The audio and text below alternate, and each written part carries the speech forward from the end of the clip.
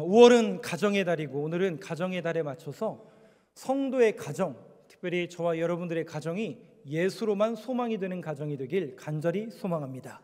제목만 한번 여러분 목소리로 같이 읽어보겠습니다. 시작. 예수로만 소망이 되는 가정. 저는 역사를 조금 전공한 사람인데요, 특별히 전 세계의 역사 속에서 로마라는 나라가 있었습니다. 잘 아시는 지금의 이탈리아를 수도로 하고 있는 로마라는 나라.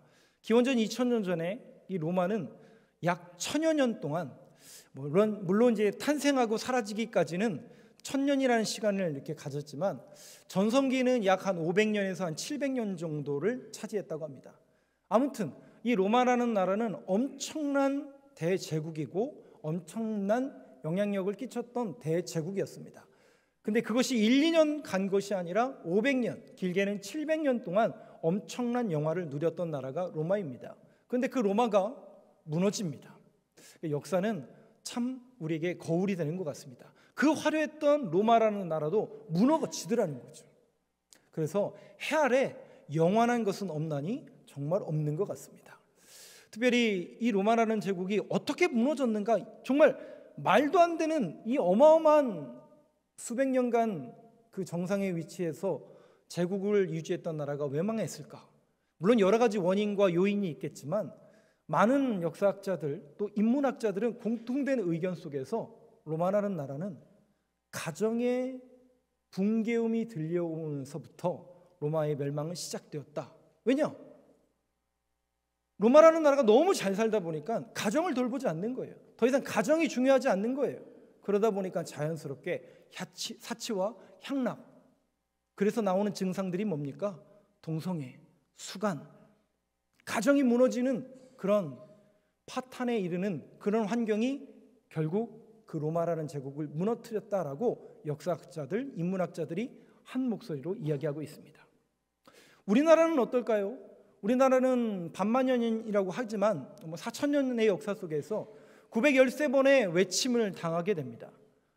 그런 외침과 일제시대에 억압이 있었음에도 불구하고 지금까지 이 나라가 한민족으로 올 수 있었던 이유 중은 여러 가지 이유가 있겠지만 그 중에 가정의 소중함, 가정의 연대감이 한민족을 지금까지 끈끈하게 만들었다라고 한 목소리로 인문학자들이 얘기하는 것을 들었습니다. 그만큼 가정이 얼마나 중요하고 이 가정이라는 공동체를 통해서 우리가 어떤 의미를 가져야 되고, 저는 인문학자는 아니고 역사학자도 아니고 또 이 시간을 통해서 제가 그것을 여러분들한테 상담이나 심리나 이런 인문학을 가리키는 사람이 아니라 저는 설교하는 사람이고 말씀을 전하는 사람으로서, 그렇다면 오늘 가정의 달을 맞이해서 성경 속에서 우리가 어떤 원리로서 성경의 가치를 붙들고 또 우리 가정이 어떤 성경적인 의미와 가치를 붙들어야 될 것인가를 말씀을 통해서 한번 조명해 보는 시간을 가지려고 합니다.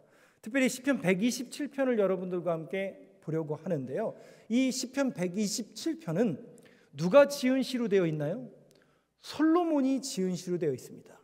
그런데 원문에 가까운 번역은 솔로몬이 지은 시 이꼴 솔로몬을 위한 시로도 해석할 수 있습니다.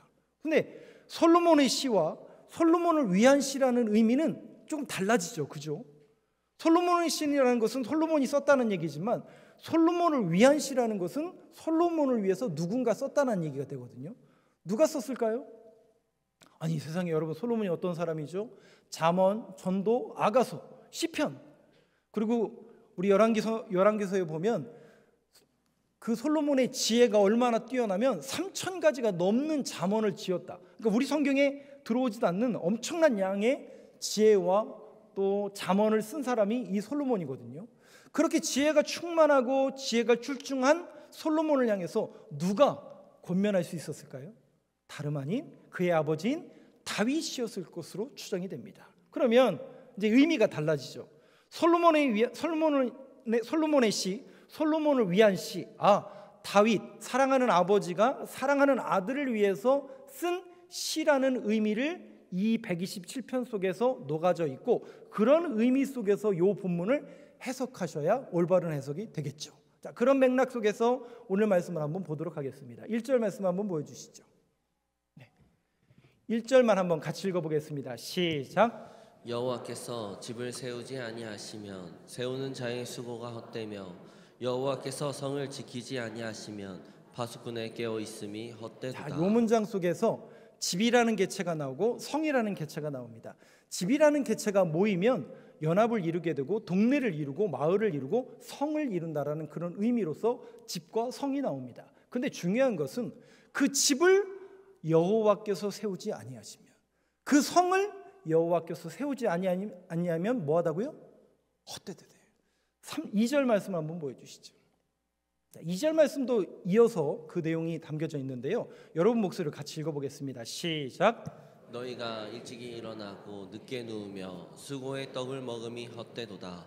그러므로 여호와께서 그의 사랑하시는 자에게는 잠을 주시는도다. 네, 말씀을 잠깐 띄워놔 주세요. 2절 위에 보니까요, 앞에 1절에서 연결해서 헛되고 헛되며 먹음이 헛되도다. 너희가 일찍 일어나고 늦게 누우며 수고의 떡을 먹음이 헛되도다. 마치 전도서 1장 1절과 2절에 있는 것처럼 헛되고 헛되니 모든 것이 헛되도다라고 고백했던 솔로몬의 전도서와 맥락이 비슷하죠. 이 솔로몬에게 전달했던 그 메시지 속에서 다윗이 지금 그 아들 솔로몬에게, 사랑하는 아들 솔로몬에게 이렇게 얘기하는 겁니다. 여호와께서 집을 세우지 아니하면, 여호와께서 성을 지키지 아니하시면 네가 아무리 일찍 일어나고 늦게 누우며 수고의 떡을 먹어도 모든 게 뭐하다고요? 헛되대요. 그러면 아무것도 하지 말라는 얘기일까요? 성경은 모든 게 다 헛되니까 다 손 놔버리라는 얘기일까요? 아닙니다. 이 헛되다라는 표현이 시상은 바람을 잡다라는 뜻이에요. 무슨 뜻이라고요? 바람을 잡다. 바람을 잡으면 어떻게 돼요? 이렇게 됐죠. 이렇게 아무것도 없죠. 마치 실체가 있죠. 인생의 성공이라는 그 실체가 있죠. 그 자리에 오르면, 거기를 가지면, 그걸 사면 기분은 좋죠. 우리가 그냥 리얼하게 팩트적으로 말씀드리면 뭐 아파트를 새롭게 얻게 되면, 또 우리가 승진해서 그 자리에 오르면 뭐 기분 좋죠. 당연히 기분 좋겠죠. 그런데 그게 인생의 완성이 아니고 성공이 아니라는 거죠. 성경적인 의미 속에서는 물론 그것도 중요하지만 더 우선순위에 가장 중요한 게 뭘까? 그것이 우리에게 완전한 행복을 주지 않더라는 거예요. 조금 더 말씀드리면 2절 말씀 다시 한번 보여주세요. 너희가 일찍 일어나고 늦게 누우며 수고의 떡을 먹음이. 저는 이 구절을 볼 때마다 우리 조상들을 생각합니다. 우리 조상들이라고 하면 저 위에 있는 분들 말고요, 저희 아버님 세대들. 여기 보니까 저희 아버님 세대들 많이 계시네요. 60년대, 70년대, 80년대를, 저도 80년대는 살았으니까 60년대, 70년대, 아니 조금 더 내려가면 50년대 전후 이후에 한국 사회를 살아가신 분들을 저는 존경할 수밖에 없어요. 왜냐하면 저는 알잖아요. 물론 저는 겪은 세대는 아니에요. 지난주 금요일에 우리 성도님들하고 어디 이렇게 가는데, 산을 내려오는데 우리 권사님들하고 배틀이 벌어졌어요. 우리가 보통 얘기하다가 누가 더 가난했냐, 누가 덜 가난했냐, 뭐 이거 배틀하잖아요. 안 하시나요? 시골도 경쟁하잖아요. 누가 더 시골이냐, 전기 언제 들어왔냐, 콜라 언제 먹어봤냐, 뭐 이런 경쟁. 안 하시는군요. 이 남자 두 권사님하고 이렇게 내려오는데 강냉이 죽을 먹었다는 거예요. 강냉이 죽. 저는 그 세대는 아니거든요. 근데 강냉이 죽을 먹었, 그렇게까지 연세가 안 들어 보이시는데 먹었다는데 어떻게 하겠어요? 강냉이 죽을 드셨대요. 여러분, 우리나라가 그런 때가 있었습니다. 고기를 끄덕이시는 분들은 그 드셔보신 거죠. 저는 모릅니다. 저는 그 세대가 아닙니다. 근데 저보다 밑에 세대들, 저희 자녀 세대들은 더 모르죠. 근데 제가 몇 차례 인용해서 말씀드린 것처럼 50년대, 60년대, 70년대 한국 사회의 산업화를 일으킨 그 세대를 한 단어로, 한 문장으로 딱 정리하라고 하면 신문 사설에서 딱 나온 내용이죠. 일밖에 한 것이 없더라. 뭐밖에 없다고요? 그래서요, 컴퓨터도 할 줄 몰라요. 그래서요, 놀 줄도 몰라요. 그래서 요즘 아이 세대들이 그러죠. 왜 우리 할머니는, 저분들은 이것도 못하고 저것도 못하고. 맞아. 왜 못해요? 일밖에 안 했으니까. 배운 건 일밖에 없었잖아요. 근데 여러분, 얼마나 가치 있는 일입니까? 뭐를 물려주지 않기 위해서, 가난이라는 이 지긋지긋한, 적어도 나는 강냉이 죽 먹지만 우리 누구예요? 우리 자녀만큼 이거 못 먹게 하겠다라는 그 간절함이 있었던 거죠. 낮에는 일하고 또 새벽과 밤마다 또 교회에 모여서 기도하는 거죠. 하나님, 이 가난이라는 저주를 끊어주시고, 내 때는 비록 가난하고 부족하고 나라와 민족이 힘이 없지만 하나님께서 이 나라의 민족을 축복 내려주셔서 정말 강건한 나라, 세계 열방을 향해 선교하는 나라로 만들어 주옵소서. 그렇게 눈물로 기도를 다 잊어먹으셨나요? 여기 하셨던 분들이 다 그 마룻바닥에서 마루 없으면 천 깔고 방석 깔고 지푸라기 위해서, 제가 그런 내 간 적도 저도 있거든요. 어린 시절에 포장지, 지푸라기 위에다가 포장지 깔고, 그리고 방석 하나 놓고 비 오면 밑에 물 흘러가고. 근데 거기서도 그 부모님 세대들의 그 기도 지금도 생생하게 기억하고 있습니다. 여기도 그런 현장에 있었던 분들이 있었죠. 정말 일밖에 한 것이 없을 정도로 산업화 시대에 우리 선배님들이, 우리 조상들이 정말 열심히 일한 결과가 지금 그 열매를 우리가 따먹고 있는 겁니다, 사실은. 근데 그 은혜를 너무 쉽게 그 다음 세대들이 잃어버려서 조금 안타깝습니다. 저는 이제 기억하고 있지만 우리 다음 세대들은 또 그것을 기억하지 못하는 것 같습니다. 그러나 중요한 것은 오늘 2절 말씀에 있는 것처럼 가장 우선순위가 뭐냐는 거예요. 그래요, 가난이 극복이 됐어요. 수고의 떡을 먹고 있어요. 열매를 맛보고 있어요. 그런데 우리의 인생의 가장 중요한 가치관이, 방향이 잘못되었다면 우리가 한번 이건 점검해 봐야죠. 결국 이 시편 127편을 통해서 다윗이 솔로몬을 향해서, 그 사랑하는 아들을 향해서 전파하고자 하는 메시지의 초점이 무엇인가요? 그것은 바로 여호와께서 지켜주지 아니하시면이에요. 여호와께서 지켜주지 아니하시면 집을 세우는 일도, 성을 지키는 일도, 수고의 떡을 먹도 헛되다는 거예요. 필요 없다는 얘기가 아니에요. 우선순위의 문제 속에서 가장 중요한 거라는 거예요. 그래서 그 자리에 오르고 그것을 취하면 기쁨이 있고 은혜가 있는 것처럼 보여지고 뭔가 충만한 것처럼 보일 수 있을지 모르지만, 그거 여러분 잡았더니 어땠어요? 한 달, 1년, 길어봐야 1년이에요. 뭔가 공허함을 느끼고, 내가 이 자리에 이거 하려고, 그 공허함이 우리 안에 물밀듯이 밀려올 때가 있더라니까요. 정말 몇 개월을 수고해서, 여러분들은 잘 안 하실지 모르겠지만 저는 뭘 하나 살려고 하면 몇 개월을 고민하거든요. 그래서 최저가를 찾고 인터넷에 검색해서 최저가와 뭐 어떻게 이렇게 해가지고 삽니다. 그 즐거움이 찾을 때가 제일 재밌었던 것 같아요. 사는 순간부터 그 공허함이 막 밀려와요. 왜 그러는 거죠? 왜 그 공허함이 밀려오는 거죠? 그것 때문에 몇 개월을 고민하고 최저가를 찾아 헤매던 나의 모습은 온데간데 없고, 그것이 내게 손에 쥐어졌을 때에 오는 그 공허함이란 도대체 무엇이란 말입니까? 마치 바람을 잡는 것 같다는 거죠. 그것이 필요 없다는 얘기가 아니라 바람을 잡는 것, 그것이 우리에게 행복을 주어주지 않더라는 거예요. 그렇다면 다윗이 솔로몬에게 말하고 있는 요지와 초점은 뭐냐? 여호와 하나님을 붙잡아라. 여호와 하나님만이 너에게 늘 소망이 되어야 되고, 그것이 목표가 되어야 되고 방향이 되어야 된다는 것을 분명히 주지시켜주고 있는데, 2절 말씀에 보면 참 신기한 말씀이 하나 있죠. 다시 한번 띄워주시겠어요? 밑에 절, 그러므로 여호와께서 그의 사랑하시는 자에게는 잠을 주시는도다. 아하, 하나님께서 나를 사랑하시니까 맨날 나에게 잠을 주셔서 이 설교를 듣는 이 시간에도 잠을 주시는구나 라고 생각이 되실 수도 있지만, 이 문장은 그렇게 해석하는 문장이 아닙니다. 잠이라는 단어는, 이 잠이라는 단어는 쉐나라는 단어를 썼는데 언제 쓴 단어냐면 아담을 잠들게 할 때 썼던 단어가 이 쉐나라는 단어예요. 아담을 왜 잠들게 해요? 뭐 꺼내려고? 갈비뼈 꺼내려고. 그 갈비뼈 꺼내서 뭐 만들려고요? 하와를 만들려고. 즉 아담을 잠들게 했다라는 그 표현이 아담을 죽게 만들었다는 얘기예요. 그리고 그의 갈빗대를 취하여 하와를 만들고 그를 다시 살려낸 거예요.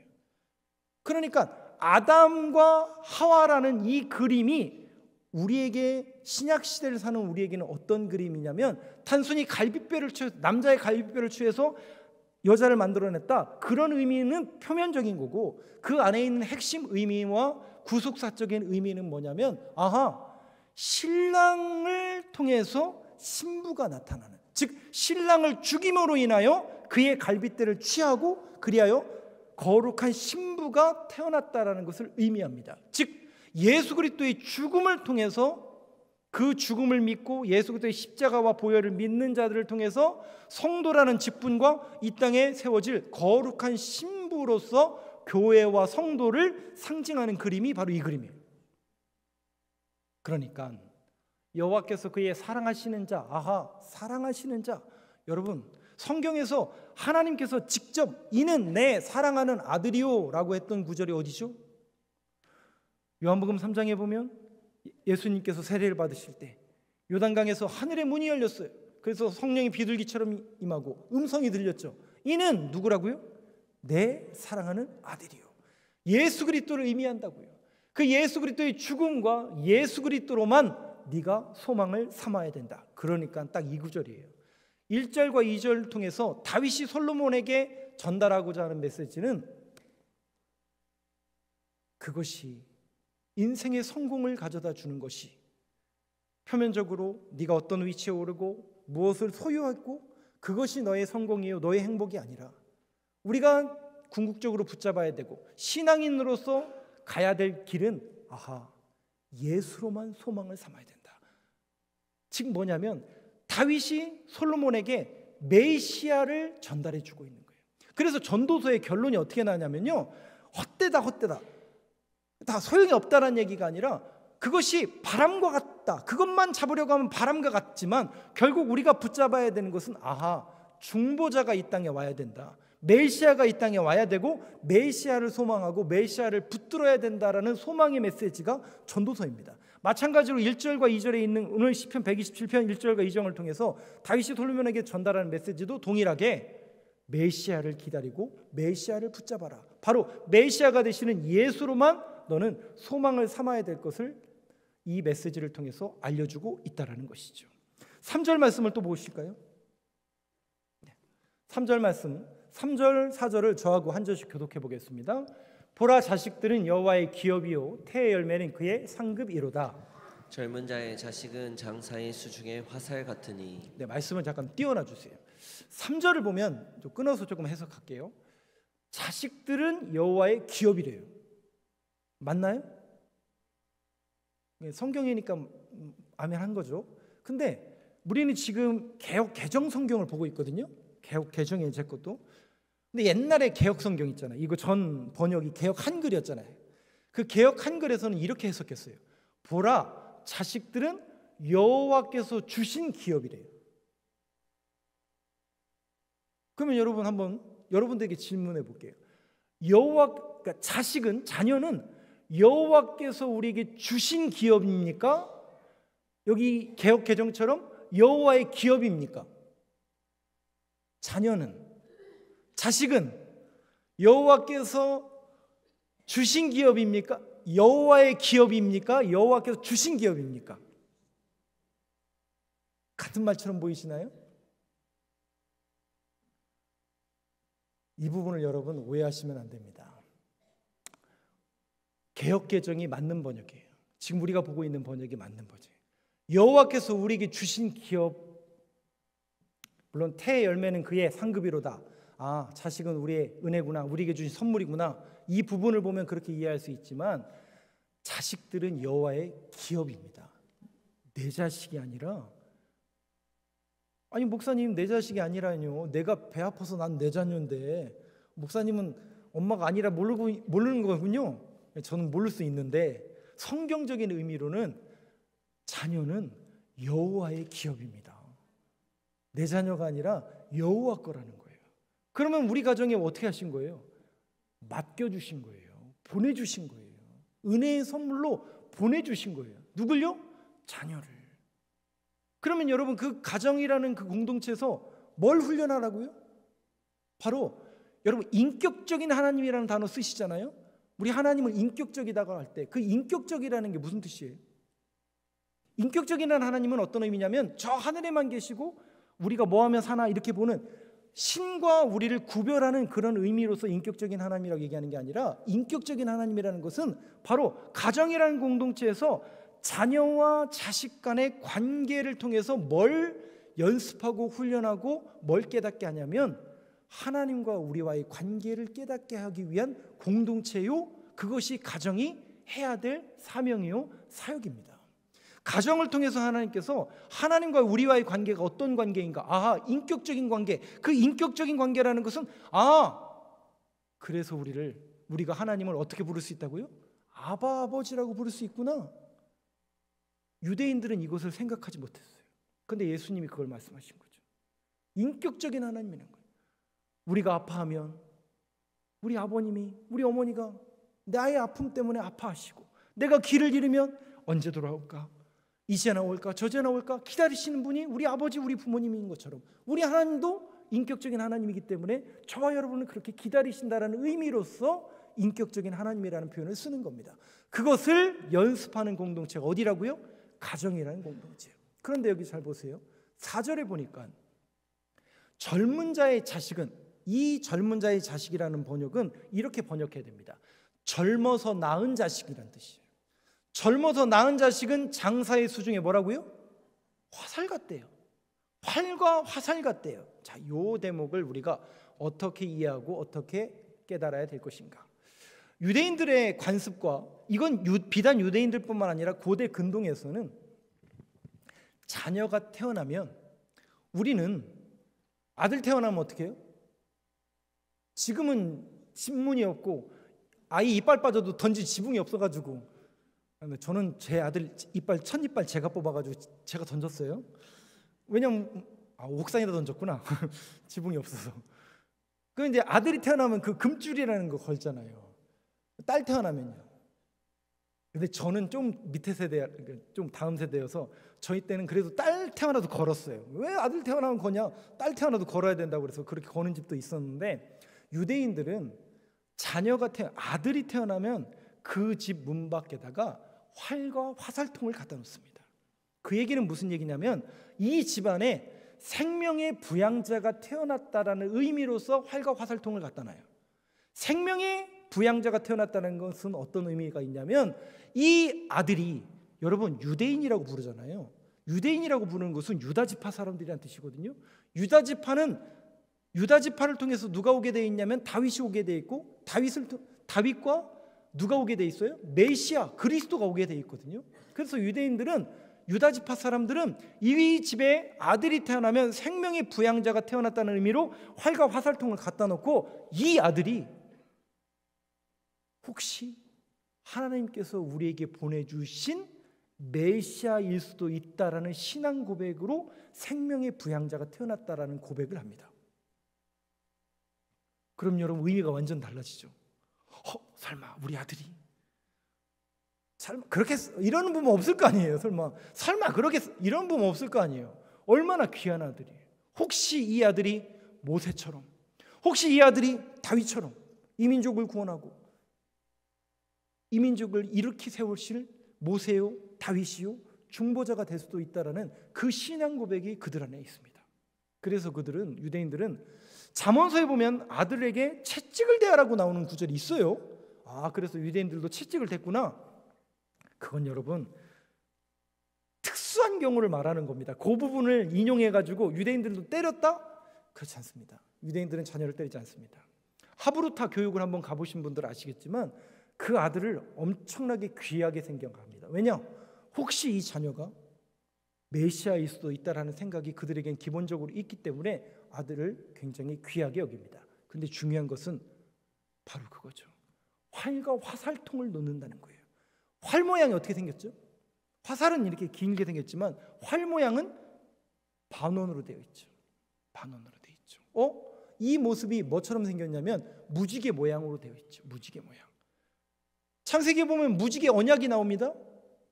어디 나와요? 노아의 홍수가 끝나고 하나님께서 아라랏산에 배가 정박해 있을 때 그가 제단을 쌓고 예배드렸을 때 무지개를 통해서 하나님께서 언약을 이루시죠. 그러니까 무지개 보면서 빨주노초 파란 보고 그거 세라는 의미가 아니라 모양을 보라는 얘기예요. 모양이 어떤 모양이냐면 그 모양이 활 모양이라는 거죠. 그래서 유대인들에게는 활과 화살통을 갖다 놓는다라는 것은 이 집에 생명의 부양자가 태어났고 하나님의 언약과 말씀을 붙들어라는 의미로서 하나님의 언약을 붙드는 가정이 되게 해달라는 고백으로서 그 활을 거기다 갖다 놓는 겁니다. 그러면 의미가 달라지죠. 3절 4절 다시 한번 보여주시겠어요? 이 이야기를 들으면 이 말씀이 의미가 달라지죠. 자식들은 여호와께서 우리에게 맡겨주신 기업이고 은혜로 주신 선물일 뿐만 아니라 젊어서 낳은 자식은 장사의 수중의 화살 같으니 솔로몬아, 아들 솔로몬아, 사랑하는 내 아들 솔로몬아, 네가 붙들어야 될 것은 하나님의 언약이요 하나님의 말씀이요 메시아를 붙들어야 될 것을 솔로몬에게 요청하고 있는 거고 권면하고 있는 거고 가르쳐주고 있다라는 것이죠. 마지막으로 5절 말씀 한번 볼까요? 한번 같이 읽겠습니다. 시작. 이것이 그의 화살통에 가득한 자는 복되도다. 그들이 성문에서 그들의 원수와談판할 때에 수치를 당하지 아니하리로다. 자녀 많이 나면 나중에 수치를 많이 안 당하겠구나. 문자적으로 보면 그렇게 해석할 수 있지만 이 얘기는 그런 의미가 아닙니다. 성문이라는 것은 고대 사회에서 성문이라는 것은 재판하는 곳이에요. 판결을 내리는 자리예요. 심판을 받는 자리예요. 그 심판을 받는 자리에서 수치를 당하지 않겠대요. 즉 예수 그리스도께서 우리의 중보자가 되신다라는 것은 뭐냐면 하나님 앞에 섰을 때 우리는 심판을 받아요. 근데 그때 수치를 당하지 않게 할 거래요. 누가? 예수 그리스도가. 그래서 우리는 예수 그리스도 소망하는 거 아닙니까? 예수님만을 바라보는 거 아닙니까? 그래서 다윗이 솔로몬에게 솔로몬아, 너는 메시아를 기다려야 된다. 너는 언약을 붙들어야 된다. 너는 예수로만 소망이 되어야 된다. 왜? 원수와談판할 때 수치를 당하지 아니하리로다. 우리가 신앙인으로서 세상에 나가 조롱받고 세상으로부터 수치를 당하고 모욕을 당할 수 있을지 모르지만 저와 여러분들이 신앙과 믿음의 고백 가운데 예수로만 완전해지고 예수로만 충만해지고 예수로만 내가 예수님과 동행한다라는 그 믿음의 고백이 완전 무결할 수 있다면 여러분들이 덜 흔들리지 아니할까요? 그 예수님이 함께 하신다면 그런 믿음의 고백이 새롭게 시작된 이 한 주간도 저와 여러분들이 그러한 길을 걸어가길 간절히 소망합니다. 오늘 이 결론을 완전히 내려야죠. 중요한 것은 근데 이런 겁니다. 우리가 가정의 달이고 우리 가정을 생각할 때 여러분 이 예수로만 소망을 삼고 하나님의 언약을 붙들고 다윗이 솔로몬에게 전달했던 이 127편의 시편이 다윗과 솔로몬의 관계에서만 이루어지는 말씀이에요. 오늘 저와 여러분 아멘하신 저와 여러분들에게만 이루어져서는 안 됩니다. 여러분 이 메시지는 여러분들의 가정과 여러분들의 자녀들에게 흘러가야 돼요. 그렇지 않으면 우리는 성경에 나오는 이 시대를 맞닥뜨릴 수도 있습니다. 사사기도 2장 한번 보여주시죠. 사사기 2장 10절 말씀 없나요? 마지막에 있을 텐데 맨 마지막에.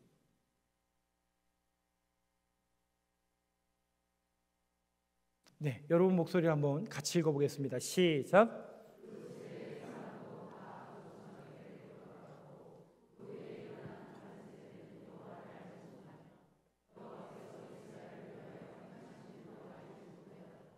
다음 세대들에게 하나님이 어떤 분이신지 하나님이 어떤 일을 행하셨는지를 가르치지 않고 전달하지 않고 흘려보내지 않으면 다음 세대가 아니라 다른 세대가 나타날 것입니다. 그러면 여러분 영국 교회처럼 되는 거예요. 너무나 감사한 것은 미국 교회가 자성의 바람이 불고 있어요. 물론 지금도 한 주 만에 몇백 개의 교회가 문을 닫고 있지만 여러분 적어도 저와 여러분이 예수로만 충만하고 소망이 되고 그 하나님의 말씀을 전달할 수 있다면 우리 교회는 든든하게 서갈 것이고 그렇게 준비된 믿음의 다음 세대들이 있다면 우리는 의연하고 떳떳하게 이 시대 속에서 다음 세대들을 키워내는 이 사역을 감당하여서 전 세계적으로 기독교가 위축되고 어려운 시대 속에서도 분명 우리 교회 또 이 나라 이 민족은 희망과 소망이 있게 될 줄로 믿습니다. 저와 여러분이 이 다음 세대들을 위해서 기도하고 다음 세대들에게 신앙을 전수하는 이 사역에 여러분들과 함께 심혈을 기울여 주시길 간절히 소망합니다.